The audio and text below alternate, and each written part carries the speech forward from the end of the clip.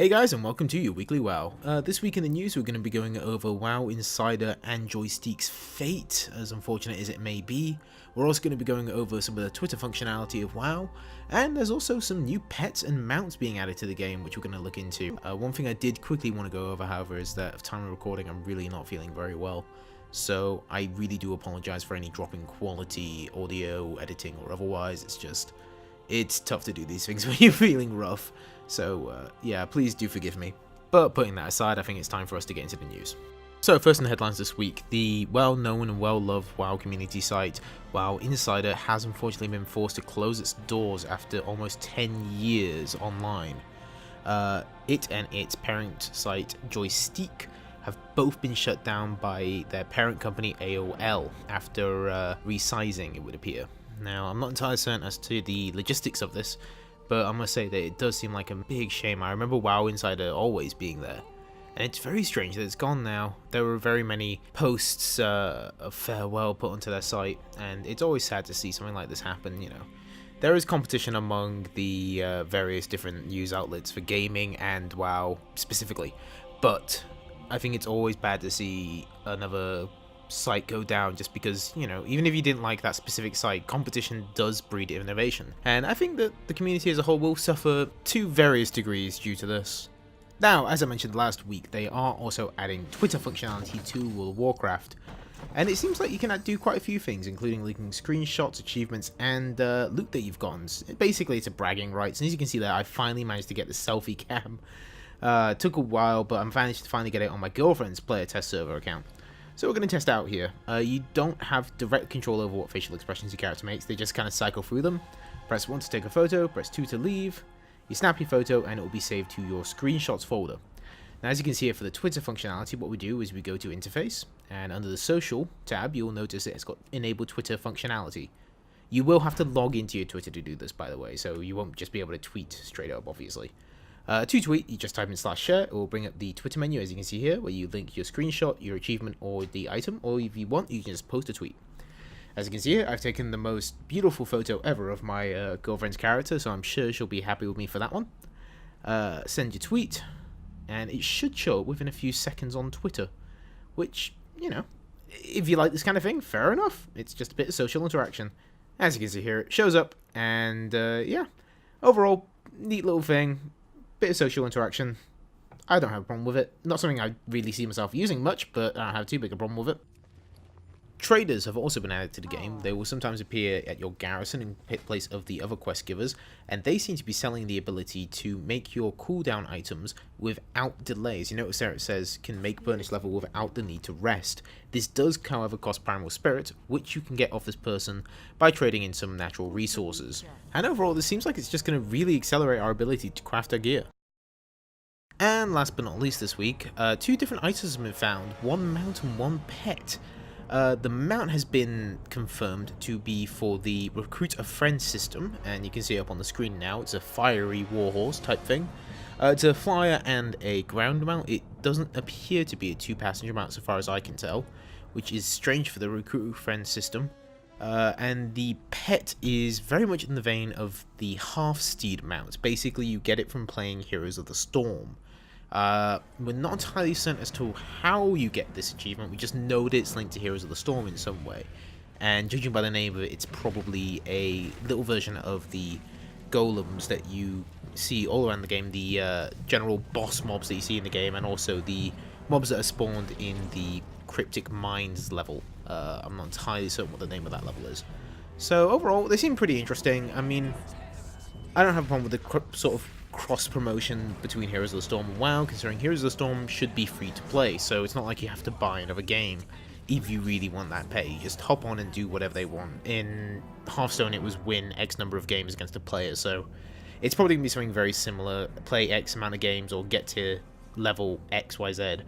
So overall, I think this is just a little bit fun, and it'll be cool to see those pets. Hopefully I might be able to get one since I'm already in the beta.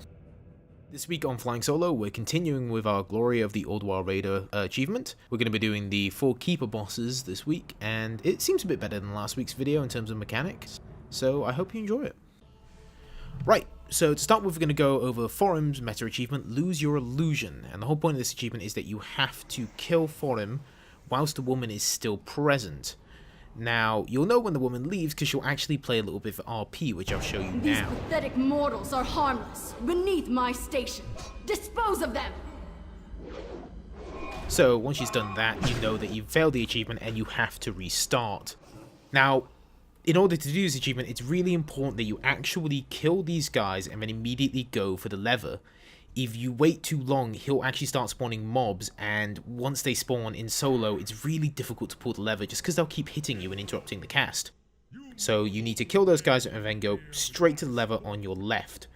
Pull the lever and you'll have access to the tunnel. Now thankfully they've changed the way this encounter works for solo. In the past, if there was nobody in this main room, it would kill everybody. Nowadays that's not the case. So thankfully everybody can now solo this. The way that you used to be able to solo it is if you broke it by running really fast as an engineer with nitro boosts. And yeah, I mean, it did suck that nobody who wasn't an engineer, or maybe I think rogues could get around it, or Death Knights, somebody could get around with some weird glitch. But nowadays you literally just run through. As you notice here, I'm going on my way not to use any speed boost whatsoever. Kill the little mini bosses on the way and you'll get another achievement, so you should get quite a few achievements just from doing this, to be honest. I think you get 3 or 4 just for doing this without messing up. Run through, and unfortunately you will probably get stun locked quite a few times on the way up here. A lot of these mobs can stun you, and it gets very, very, very annoying. But assuming that you're not mucking about for too long, you shouldn't have any problems with the achievement timing out. Kill those guys, doors will open, and it's a straight run to Thorim. Now, as you see here, they really, really do become annoying. And there are traps in this room, which make it even more frustrating. As you can see here, stunned, slowed, and stunned. This gets really, really annoying. And just as you're about to reach him, stunned again. I hit a paralysis room. Don't worry, despite the fact it doesn't have a timer on it, the room will go away after a while. Once it does, you literally just have to walk up to Thorim, hit him, he'll say, I'll take care of you myself. He'll jump down into the arena, and then it's a straight DPS race. I say race, it's more like just beat him up. As with most bosses at this level, it really is quite simple. So yeah, as you see, he'll jump down. Jump down with him, kill everything. The mobs don't do much damage to you, but I don't know, I think they can stun you. So if you feel like you're using some AoE, just go for it. I just spam Halo once it comes up. There you go. DPS him down, and he'll come to his senses, and you should get the achievements. I don't get it here because I've already done it in the past. And he'll pull down the lady, and oh no, it's a tentacle. What a shame. Right, now for Nimron's achievement. If you want to save time, use the little teleporter and select Spark of Imagination. That will take you straight to Nimron. However, if you haven't made this walk before, I actually suggest you do it. I mean, it's a bit of a long walk, but it's really, really cool architecture. It looks really cool, and it fits with the whole engineer theme. I really like Nimron. He's a bit long-winded, as you'll see. A lot of Nimron's fight when you're soloing him will be taken up by roleplay, which kind of sucks, but yeah. So, for Nimron's achievement, all you have to do is follow your instincts. What do I mean by that? You see that giant red button that says, do not press? Yeah, press it. Come on, why would you not? Pressing that will activate the hard mode, and beating him during the hard mode will get you the achievement Firefighter. As you can see here, he'll do a bit of RP, complain that you hit the self-destruct mode, and meh, and ask you to beat up his tank for him. And you shall oblige.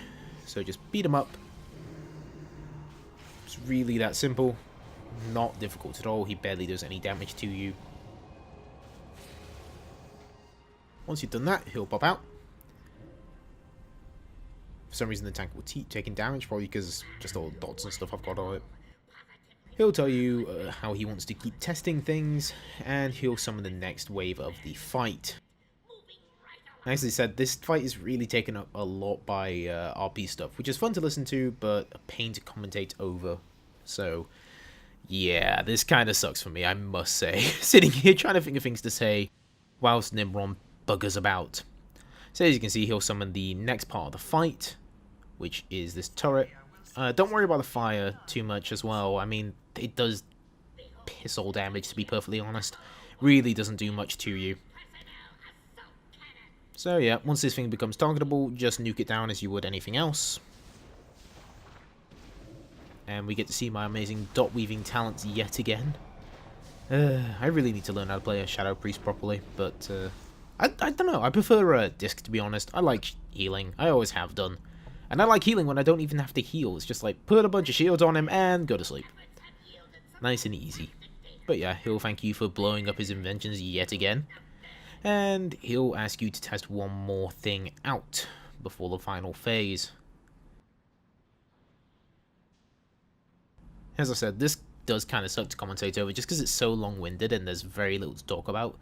This is really quite a simple achievement to do. It's basically just kill him whilst doing the hard mode.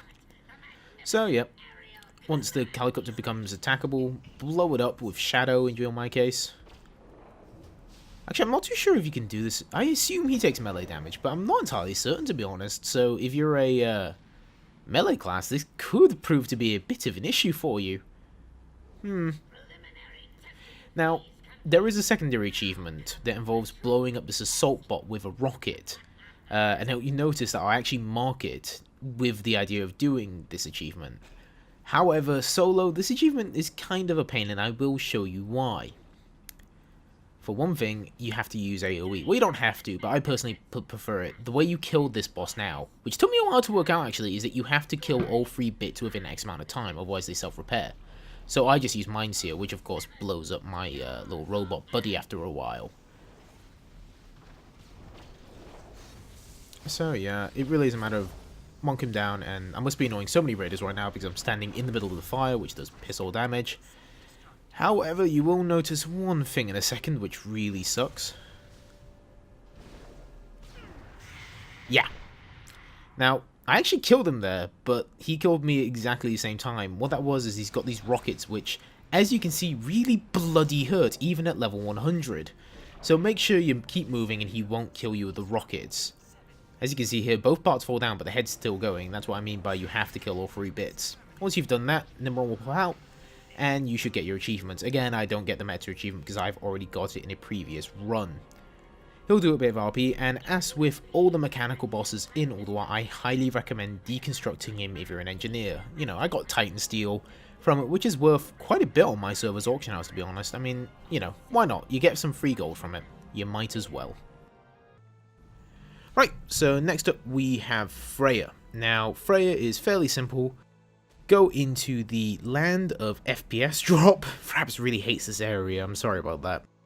And the meta achievement for Freya is basically you have to kill her without killing her guardians. It's called knock knock knock on wood. Basically for me that meant just run up and beat her up. I mean, it's that simple. Just make sure you don't go after her guardians and you'll get this achievement through the kill. And it's not that difficult. She will heal an awful lot due to the guardians, but so long as you take out a lot of the mobs, who some of them will heal her, you should be fine. It really is a straight up DPS race, and thankfully this one isn't nearly as long-winded as Nimron was. So as you can see there, kill the tree, and she'll fall over dead. Okay, not dead, she'll come to her senses. And you should also get another achievement, which involves killing her within 20 minutes of killing the first thing in this area. As you can see there, I just got it. So yeah. Again, nice simple achievement, not nearly as long-winded as Nimron or the other guy, and there's a really, really nice staff to be looted from her. I love that thing for my engineering transmog when I use your staff.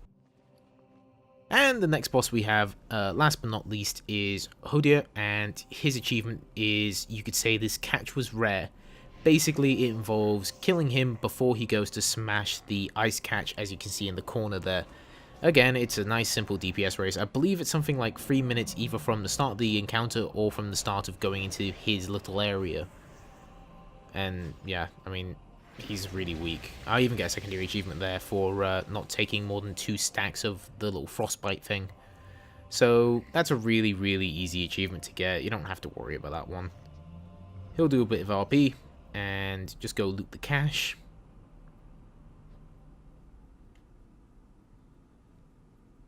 Assuming the cache is still there, you will get the achievement. I don't get it because, as per usual, I've already got it. And that's a really, really nice shield. Man, Ulduar has some excellent transmog gear, especially if we got for like the whole engineer thing. Almost makes me wish I could use a shield there, actually. And that's it for Flying Solo this week. I hope you guys enjoyed. Thankfully, this one was a little bit better than last week's, I think, in terms of what there actually was to show you. Last week was a bit dire in terms of the bosses themselves. But next week we'll finish up Ulduar and hopefully we'll finally get our Drakes. So I look forward to seeing you then. This week in Bits and Bobs, I'm going to show you a costume that's been around since vanilla, but very, very few people seem to actually know how to get it. When I wear this around, a lot of people message me and I thought, you know what, I might as well make a segment out of this, so I hope you enjoy. Right, so this week in Bits and Bobs, I decided to go with the Valentine's Day theme and show you how to become what is surely the most attractive race in all of Azeroth, the Ogres. And now to do this, what you have to do is head to Dire Maul North. Once you've got to Dire Maul North, just run through this area as I'm showing you here. I've sped this up quite a bit to 150%. As you may well notice, there is a lot of frame dropping. I don't know why, but Fraps really didn't like this area either. That's one thing I've noticed with Fraps, is that normally my computer runs WoW perfectly fine. It's not the best computer in the world, but it's definitely pretty decent. But man, Fraps hammers this damn thing. So yeah, now what I'm going to show you is 1, how to get the costume, and 2, how to stockpile it. To stockpile it, the easiest way to do it is that if you are 1, an engineer, or 2, if you have at least the engineer works in your garrison. The reason for that is you need some kind of access to a portable mailbox. If you don't have a portable mailbox, you probably can still stockpile them, but it's going to take you a lot longer because basically you're going to have to run out of the instance and back to a mailbox repeatedly.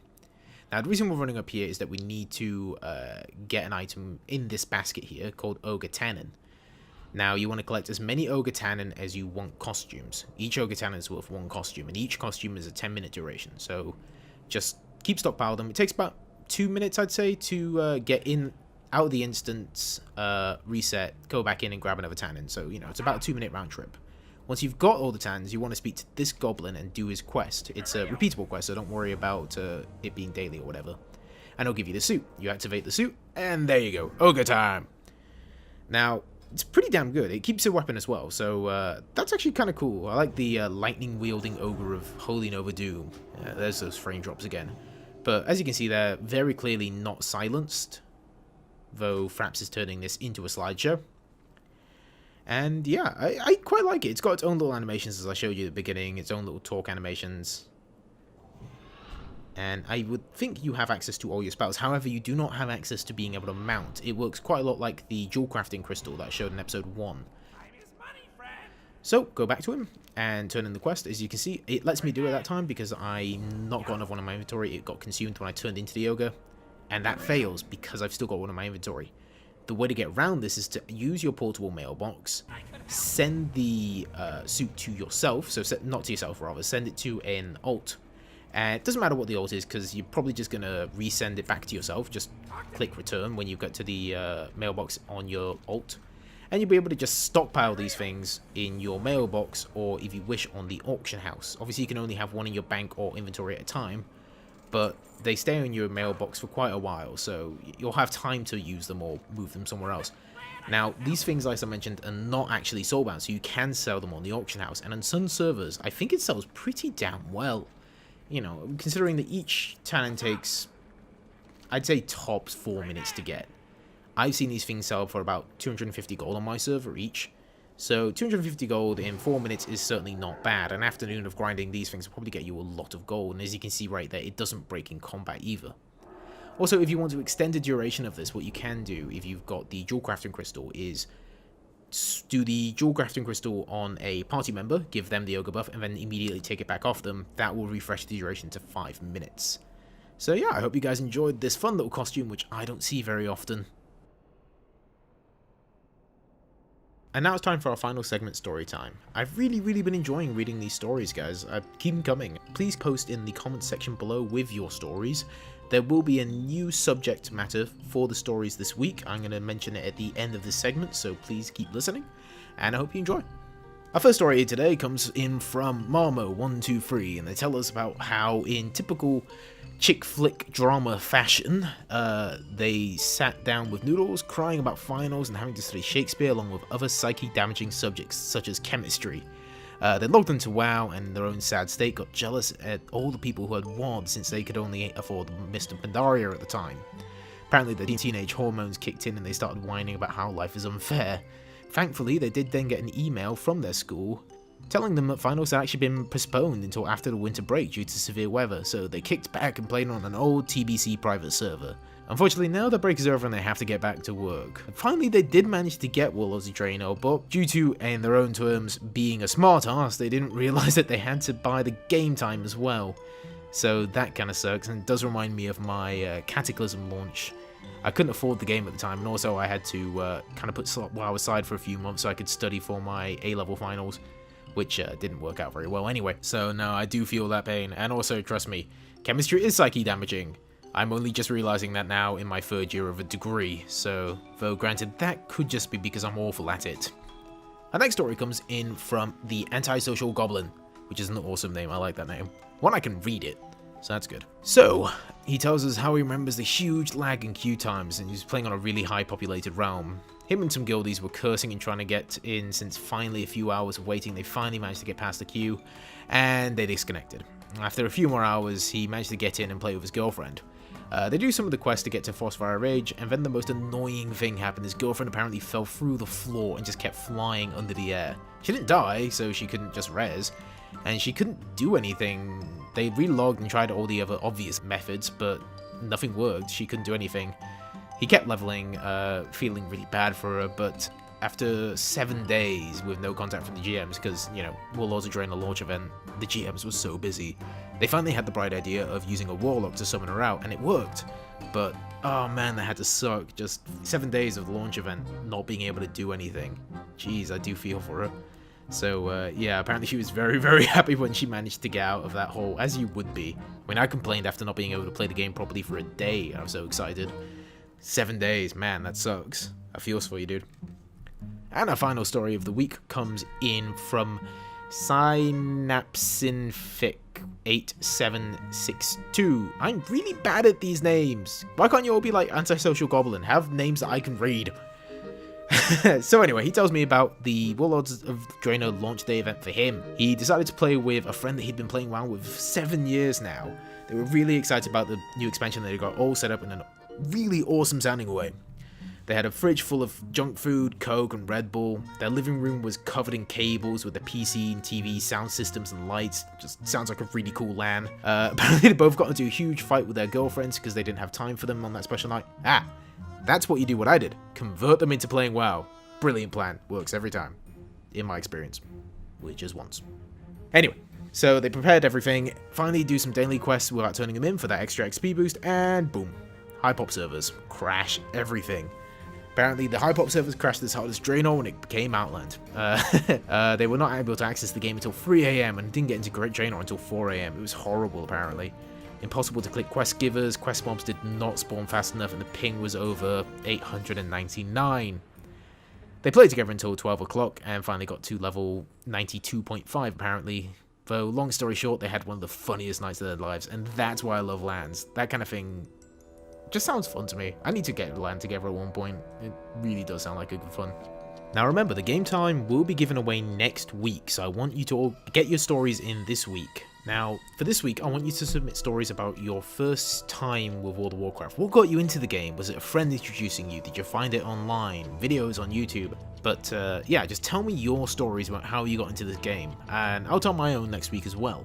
And that's it for this week. Again, I do apologise for any drop in quality. It's really quite difficult to record and edit these things when you're not feeling very well. But I'm going to do my best to get better soon, and hopefully next week will be a much better video for you guys. But regardless of that, I really do hope you guys enjoyed. I hope you guys have a good week, and I'll see you all next time.